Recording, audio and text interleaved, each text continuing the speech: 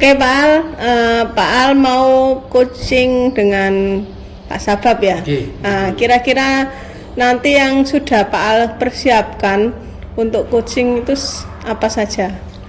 Jadi saya belum mengetahui ya terkait dengan permasalahannya Pak Sabab. Yang penting bagi saya itu yang pertama mendengarkan yang paling utama. Jadi mendengarkan bagaimana permasalahan dari Pak Sabab, kemudian secara aktif ya sadar penuh juga, dan juga nanti akan mungkin saya berikan pertanyaan-pertanyaan yang tujuannya itu konstruktif untuk membangun, untuk menuju pencarian solusi dari Pak Sabab, seperti itu. Oh seperti itu. Baik Pak Al, terima kasih. Silakan Pak Al mulai untuk coachingnya kali ini. Siap Bu, terima kasih.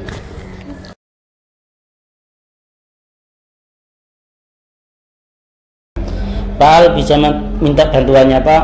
Oh gimana Pak Sabab, ada apa? Ya kok kelihatan saya nih hari-hari ini tuh bingung Pak, bingung banget Pak Al. Kayak ini loh, melihat anak-anak itu loh kok semakin tidak mentaati tata tertib gitu. Tolong minta bantuan di coaching lah Pak. Bisa lebih spesifik nggak Pak Sabab? Maksudnya tidak menaati tata tertib itu yang Iya, pengen tidak mentaati tata tertib itu gini Pak. Di SMA saya itu kan kelas itu kan suci Pak, kadang suci, dan di depan kelas rambi kelas itu ya suci. Baru di halamannya itu anak-anak pakai sepatu. Lah anak-anak itu bahasanya itu sering tidak memakai sepatu Pak.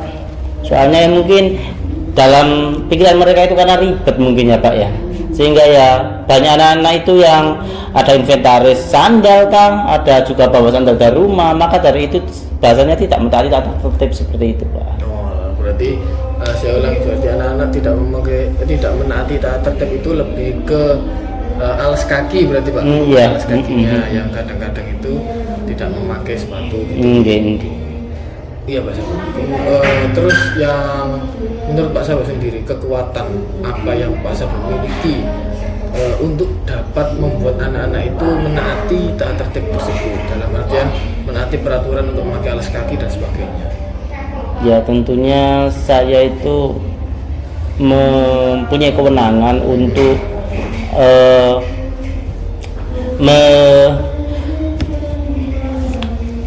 menginformasikan lagi atau menguatkan lagi tentang tata tertib yang ada di sekolah. Ya mungkin anak-anak masih belum paham, dan juga saya harus berkoordinasi mungkin sama wali kelasnya Pak, untuk hubungannya sama gimana sih keyakinan kelas yang seharusnya seperti itu. Kan biasanya anak-anak juga kan bilangnya itu kan juga ada itu Pak, inventaris sekolah sandalnya itu sandal kelas Pak, kayak gitu kan. Mau nggak mau kan itu keyakinan kelasnya yang bermasalah. Berarti intinya itu menguatkan kembali gitu ya. Iya, saya pengennya kayak gitu. Kembali terkait kekuatan-kekuatan yang dapat Anda bisa masuki untuk menginformasikan lebih lanjut mengenai penguatan penaatan tata tertib. Nah, Pak Sabab kan sudah mengetahui kekuatan dari Pak Sabab yang bisa Pak Sabab ambil untuk dapat menguatkan kembali. Kira-kira hambatan yang Bapak hadapi untuk memberikan penguatan itu apa?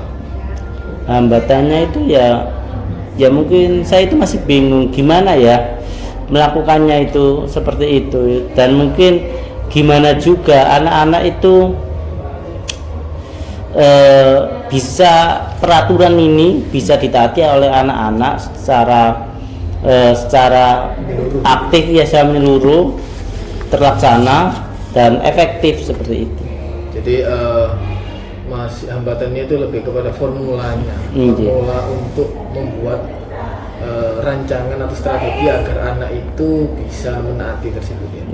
Kalau dari Pak Sabab sendiri, kira-kira barangkali Pak Sabab sudah punya rencana ke depannya Pak Sabab untuk dapat memberikan penguatan terkait tata tertib sekolah yang ada itu, rencananya bagaimana? Kalau langkah-langkahnya itu bagaimana? Ya mungkin seperti ini Pak. Yang pertama saya akan menginformasikan tata tertib lagi di depan anak-anak secara langsung tentang keyakinan sekolah secara umum.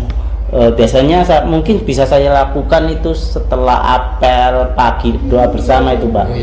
Itu biar anak-anak secara langsung dapat info dari saya seperti itu.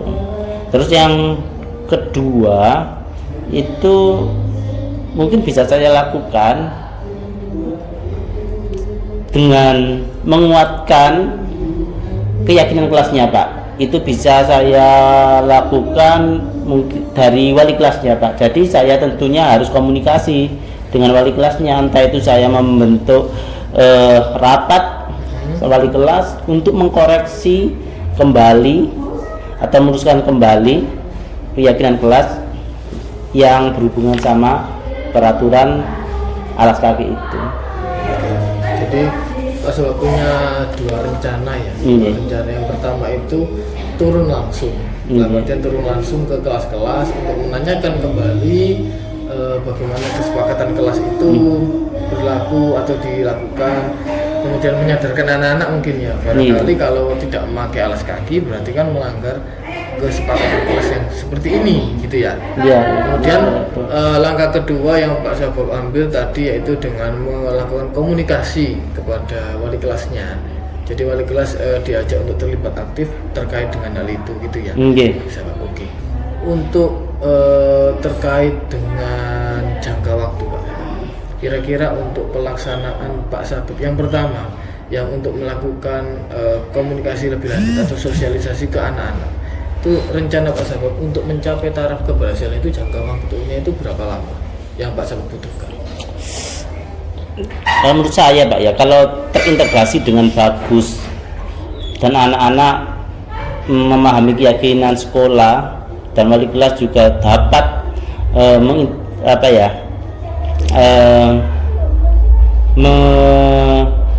melaksanakan keyakinan kelasnya, itu 1 minggu bisa Pak, 1 minggu kira-kira bisa. Jadi Pak Sabab merasa mungkin 1 minggu cukup lah untuk anak-anak diingatkan kembali itu. Jika itu kan 1 minggu kan jangka waktunya pendek sekali Pak ya. Dalam artian hanya 1 minggu, dan apakah itu artinya mungkin saja satu kelas ya 1 kali sosialisasi gitu kan ya. Untuk jangka menengahnya Pak Sabab dari itu yang per kelas itu agar bisa mencapai keberhasilan, mungkin Mas Sabab sudah tahu ya, mungkin 1 minggu ini ternyata keberhasilannya hanya targetnya berapa persen, lalu jangka menengahnya untuk mencapai target 100% itu bagaimana Mas? Begini Mbak, untuk yang pertama, rencana yang pertama kan di depan anak-anak semua, jadi mau nggak mau kan dalam satu waktu anak-anak bisa tersampaikan. Ya, betul. Tapi nanti dikuatkan lagi sama wali kelasnya di perkelas. Jadi mungkin 2 hari sebetulnya bisa dilakukan, 2 hari 3 hari bisa dilakukan. Tapi saya memakai waktu 1 minggu itu kan untuk dalam artian melihat perkembangannya, efektivitasannya itu kan, observasinya kan 1 minggu itu batasan saya. Semoga ya 80% lah Pak dari yang sampai sekarang bisa anak-anak, walaupun nanti mungkin ada 1-2 anak yang namanya anak yang nggak bisa semua, bisa kan Pak ya, ada yang anak yang agak gimana agak kurang bisa nangkap lah bahasanya, itu terintegrasi dengan keyakinan kelasnya. Oke Pak, untuk masalah mungkin ada beberapa anak yang dalam artian mengganggu dalam proses observasi Pak Sabab, bagaimana Pak Sabab mengantisipasi anak-anak yang super ini? Super ya, tentunya saya bekerja sama dengan BK Pak. Kalau dalam artian kelas itu wali kelasnya tidak bisa menghandle, kembali dilakukan ke BK. Tentunya dengan segitiga restitusi ya kelihatannya Pak ya. Berarti, ini anaknya itu maunya apa sih, pinginnya gimana, karepmu itu apa sih kayak gitu lah, seperti itu. Berarti 2 langkah praktis atau prioritas Pak Sabab itu yaitu melakukan turun jalan ke kelas-kelas, kemudian melakukan sosialisasi ke wali kelas. Jika 2 itu ternyata dalam jangka waktu yang Pak Sabab berikan ternyata belum dapat atau masih ada hambatan-hambatan gangguan dari anak-anak yang dalam artian kurang bisa gitu ya diajak untuk itu, maka solusi terakhirnya Pak Sabab yaitu bekerja sama dengan BK. Baik, oke Pak Sabab, jadi saya sudah mendengarkan bagaimana keluhan terkait Pak Sabab terkait dengan tata tertib itu, kemudian juga Pak Sabab juga sudah punya rencana, sudah punya kekuatan yang bisa digunakan untuk melakukan penguatan tata tertib, juga sudah merumuskan hambatan-hambatan yang bisa kita antisipasi bersama untuk yang dapat menghambat bagaimana berlangsungnya itu.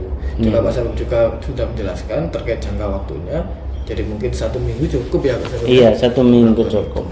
Ya Pak Sabab, terima kasih sudah. Saya yang terima kasih loh Pak. Iya, sudah bisa membantu saya mengcoaching lah. Akhirnya saya juga dapat menemukan solusi lah dari arahan Pak Al tadi. Sama-sama Pak Sabab. Iya, terima kasih Pak Al. Iya, sama-sama Pak. Assalamualaikum. Waalaikumsalam warahmatullahi wabarakatuh.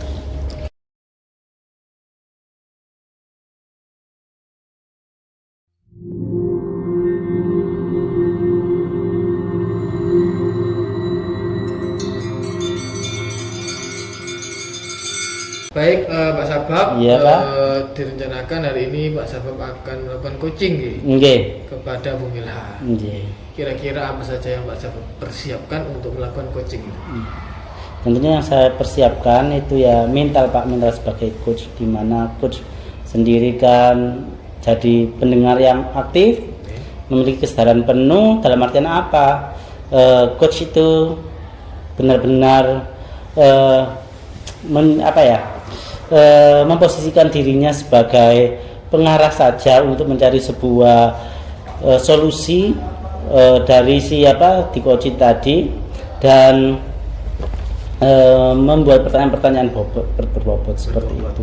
Oke. Dan tentunya juga ada kertas-kertas untuk buat saya ini mandi dan enak gitu nanti. Oke, siap. Baik Pak Sabab, selamat melakukan coaching. Iya. Saya akan melakukan observasi terhadap kegiatan coaching Pak Sabab kepada Bu Milha. Iya, terima kasih Pak Al. Sabab, bisa dimulai. Yo.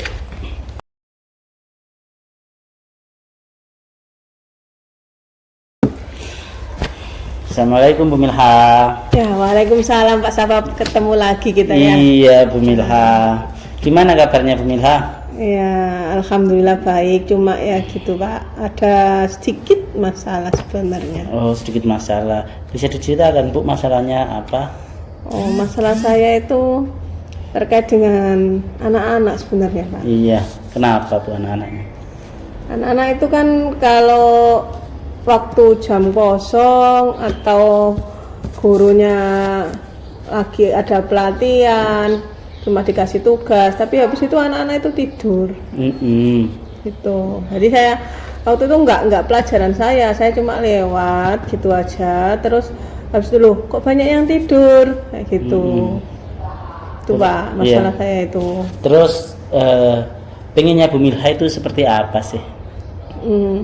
Saya itu pengennya anak-anak itu meskipun jam kosong ya Pak ya. Iya. Jangan tidur lah. Maksudnya mereka bisa melakukan hal-hal yang positif lagi, yang bisa menghasilkan karya sehingga mereka itu bisa produktif gitu. Menurut Bu Milha, anak-anak yang tidur-tidur itu kira-kira kenapa ya? Mungkin anak-anak itu karena di rumah sering begadang.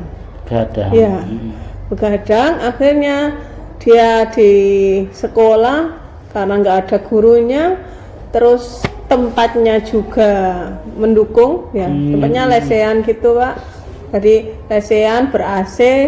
Nah, kalau nggak ada gurunya udah mereka tidur seperti itu.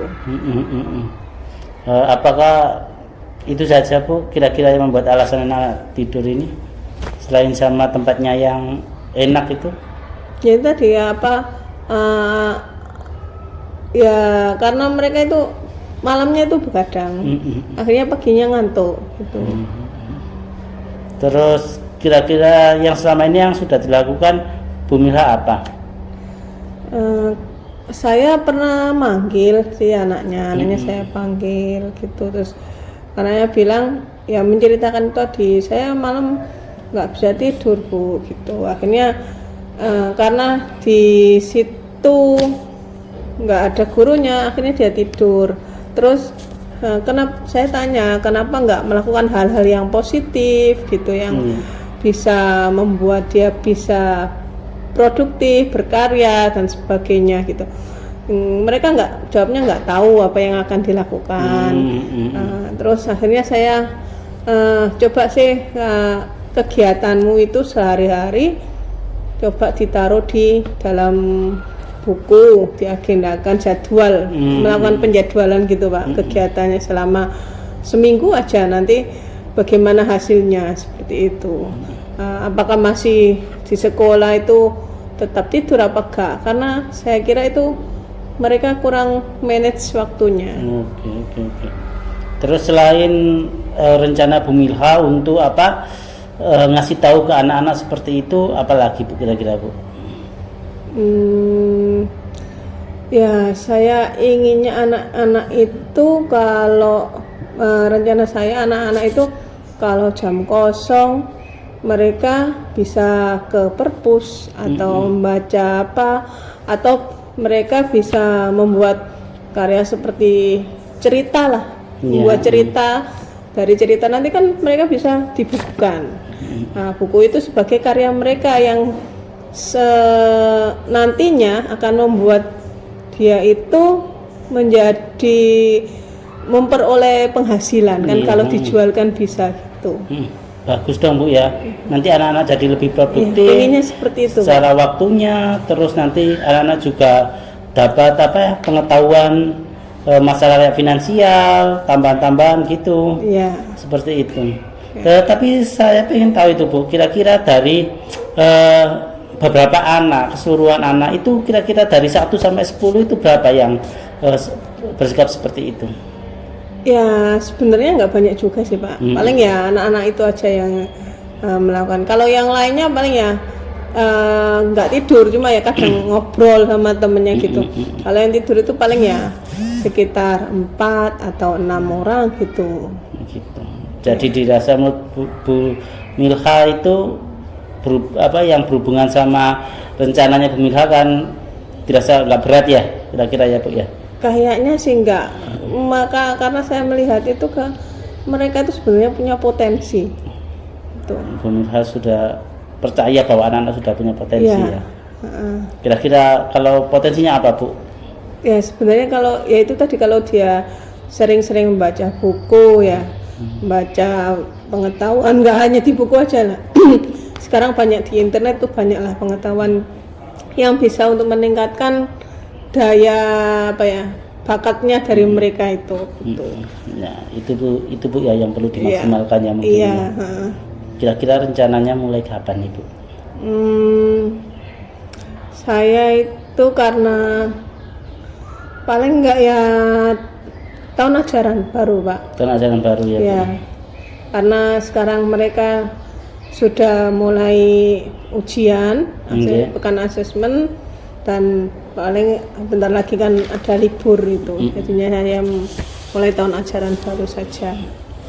Kira-kira seberapa efektif anak-anak ini tidak melakukan tidur lagi dan aktif lagi itu berapa hari Bu atau berapa minggu? Ya, saya akan mencoba melihat kegiatannya mereka dulu ya. Paling enggak saya kan bilang kegiatan mereka itu selama seminggu. Setelah itu saya lihat kegiatannya, kira-kira yang butuh untuk dikembangkan yang mana, nanti paling enggak dalam waktu seminggu lah, jadi 2 minggu lah saya paling enggak. Semoga berhasil ya Bu Milha ya. Amin. Itu baru rencana Pak, nanti kalau berhasil ya alhamdulillah lah. Nanti saya lagi loh Bu ya untuk. Oh iya Pak, saya akan cerita bagaimana perkembangannya. Iya Bu Milha. Ya. Ada yang ditanyakan lagi Bu Milha? Saya kira untuk saat ini cukup itu Pak. Terima kasih. Sama-sama Bu Milha. Bapak telah meng-coaching saya ya. Iya. Sehingga saya bisa, sebenarnya bisa ya dilakukan seperti itu gitu. Ya pasti Bu Milha pasti bisa. Iya. Semoga lancar ya Bu ya. Ya, terima kasih Pak. Ya, sama-sama Bu Milha. Ya. Terima kasih waktunya. Assalamualaikum. Waalaikumsalam.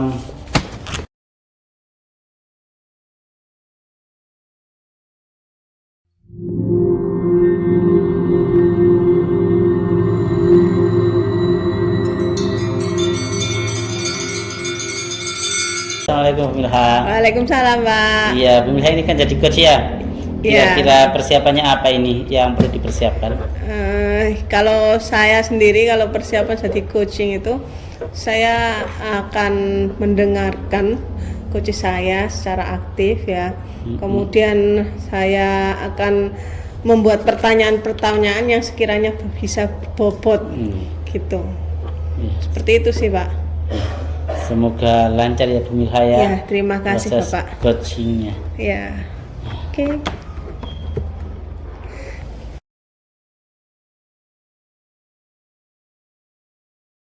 Ya, assalamualaikum Pak Al. Waalaikumsalam. Bu Gimana Milha. kabarnya?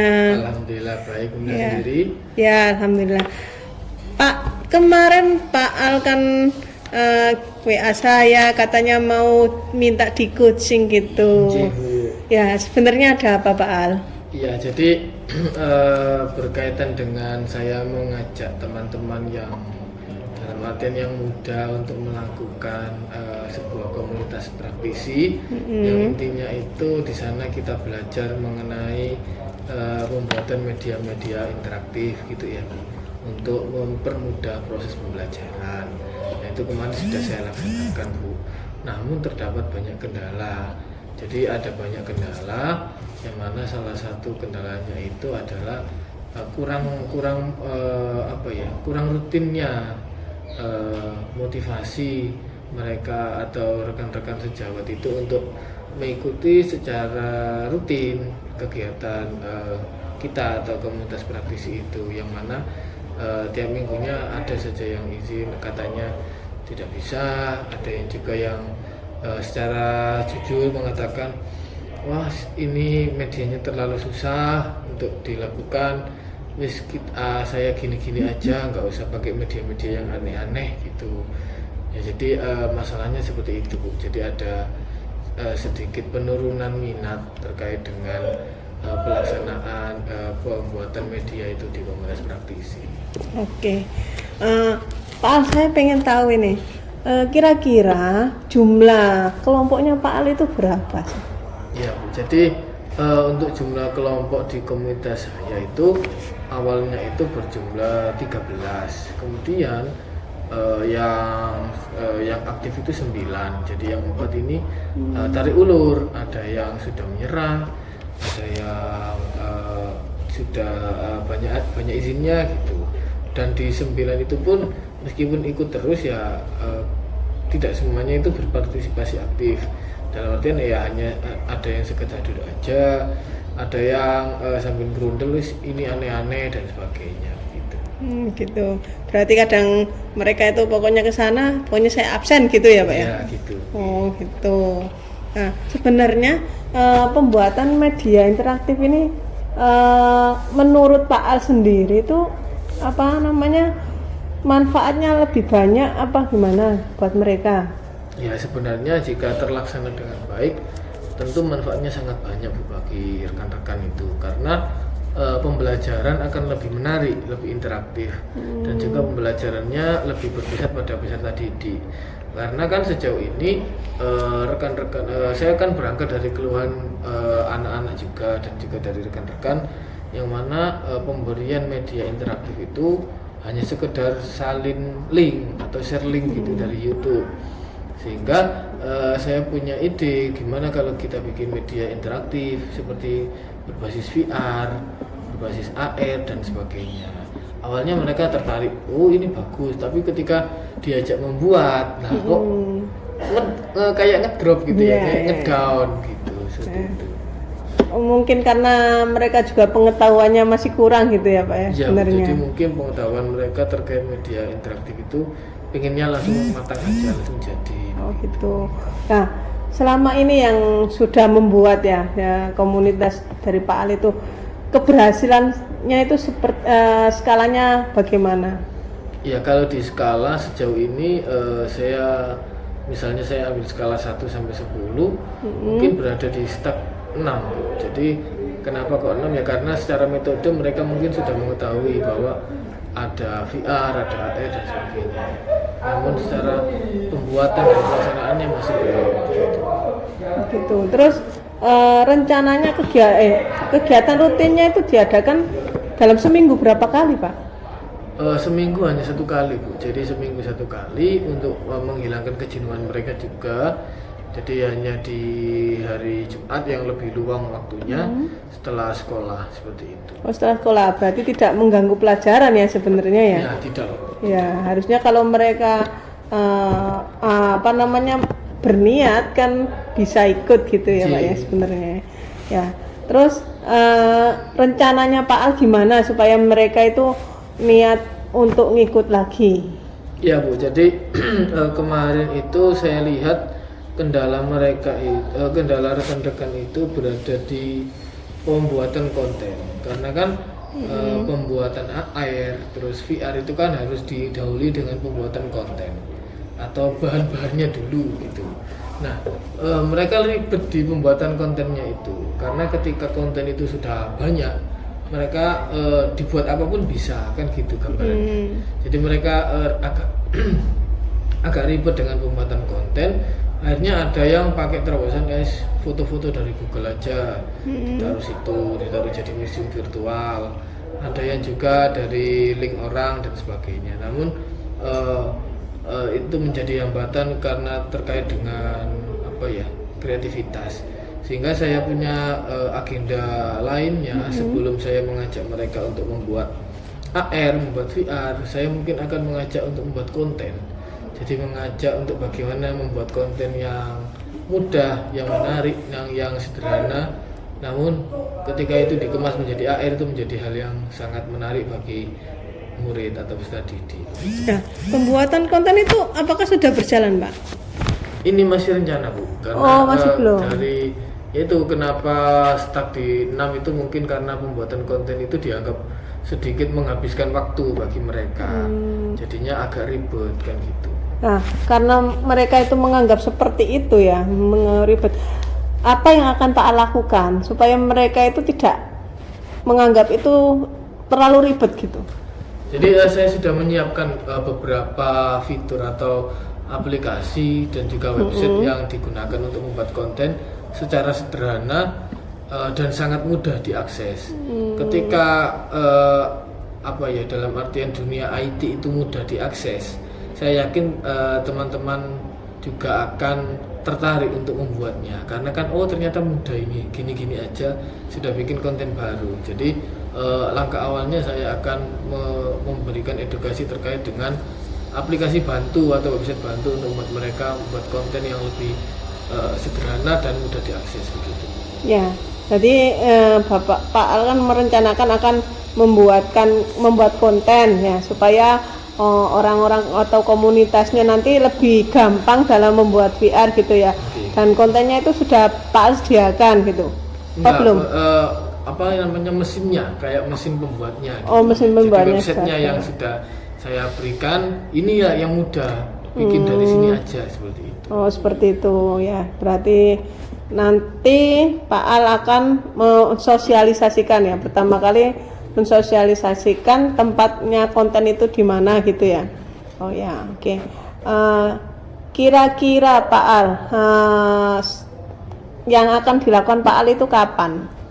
Rencananya? Untuk yang akan saya lakukan itu Bu, mungkin saya akan langsung eksekusi di pertemuan minggu ini. Dan sampai 1 bulan ke depan saya akan mencoba rutin untuk pertemuan di bulan ini.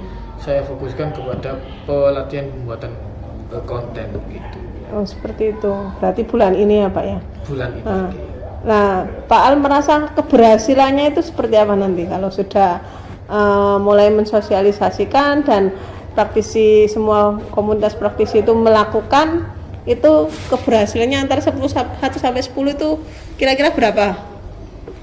Keberhasilannya jika pakai skala mungkin ketika ini nanti saya terapkan dan ketika rekan-rekan sudah dalam artian mengatakan gini aja dah, nah itu berarti saya sudah berada di level keberhasilan 9. 9. Berarti menurut Pak Al kalau mereka sudah ternyata cuma ini gitu ya, berarti Pak Al merasa sudah berhasil gitu ya.